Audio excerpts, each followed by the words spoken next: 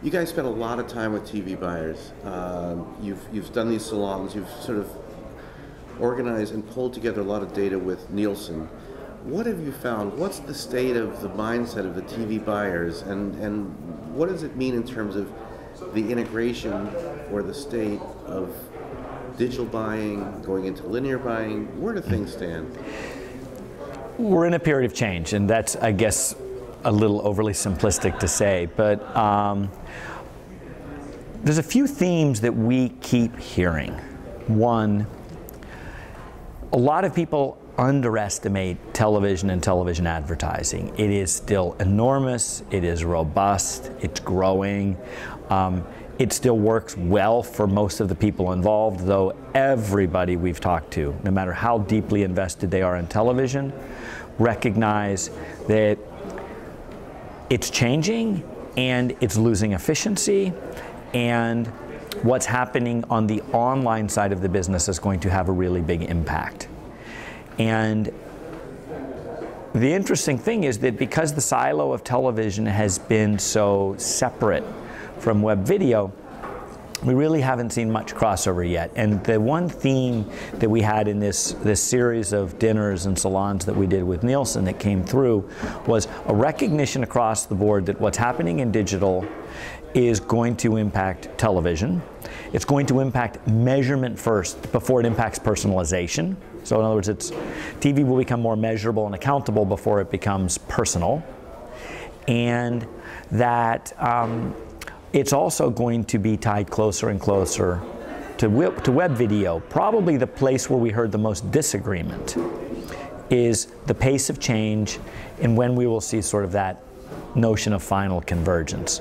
Those that are more web-centric, they see things happening, coming together in 5 years from today. Those that are more TV-centric see it as a 10 or 12 or more year process. We see a lot about the so-called programmatic going into linear planning and the automation of linear TV buying, and there's the emergence of addressable TV through Rentrack and the boxes and so forth. Where does that stand in terms of really delivering targeted advertising in a more addressable way? Is that something that's close, or where does that stand? Well, I'll hit each of them individually, but I think the first thing is you have to really separate the rhetoric from reality. In many ways, you know, how fast programmatic has an impact on television depends on how you define it.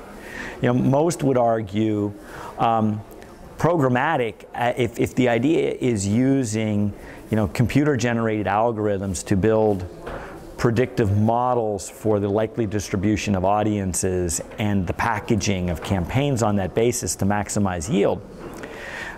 Folks like Erwin Gottlieb and Reno Scanzoni, they pioneered that back in the 90s with research work and planning work from people like Erwin Efron. So I think the idea that the online people have a whole bunch, have a brand new science kit to like solve TV's problems, TV's been doing some of this for a while.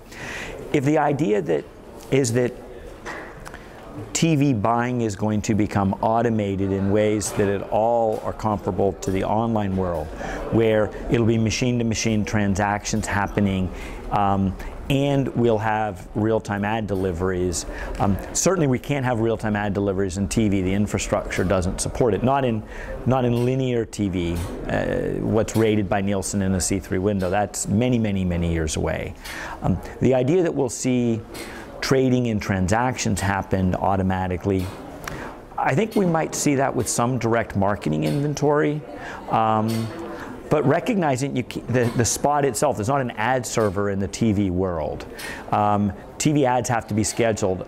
In most cases, that's weeks in advance. In at least cases, it's days in advance. So I think that a lot of the folks that talk about the programmatic may find themselves a little disappointed in waiting.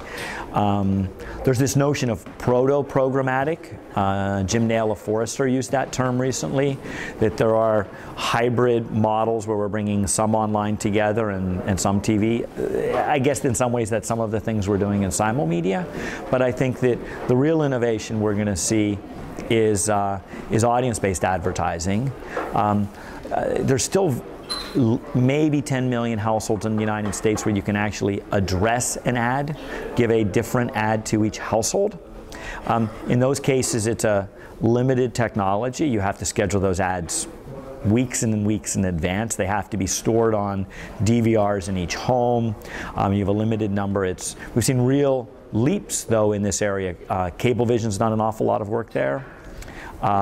Both satellite companies, DirecTV and Dish, have made a lot of investments there. I think they're going to really be able to support in smaller scale some real high value advertising.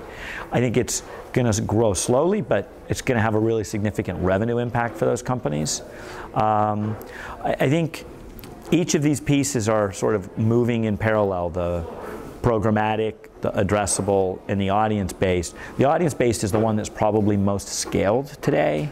The idea of using very granular data about specific audiences to package up all of the linear spots that exist and delivering those on behalf of particular clients.